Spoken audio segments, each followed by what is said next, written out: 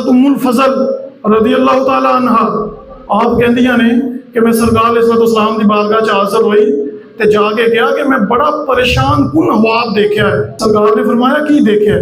हज़रत उम्मुल फज़ल अगों अर्ज़ करदियां ने मैं देखा कि तुहाडे जिस्म का गोश्त का टुकड़ा एक कटिया गया तो मेरी झोली दे विच आके डिग पिया, मेरी झोली दे विच रख दिता गया। तो सरकार अलैहिस्सलाम नूं कहंदियां ने बड़ा परेशान कुन ख्वाब है। तो आप सरकार अलैहिस्सलाम ने फरमाया नहीं परेशान कुन ख्वाब किहड़ा, यह तो बड़ा चंगा ख्वाब है। मेरी बेटी फातिमा नूं अल्लाह पाक बेटा अता फरमाएगा ते वो तेरी झोली दे विच दिता जाएगा। फिर एक दिन हज़रत उम्मुल फज़ल सरकार अलैहिस्सलाम की बारगाह च आईयां, आके ते हज़रत इमाम हुसैन नूं आप दी झोली च दे दिता, सरकार की झोली च। ते सरकार अलैहिस्सलाम दी अखां च आंसू आ गए।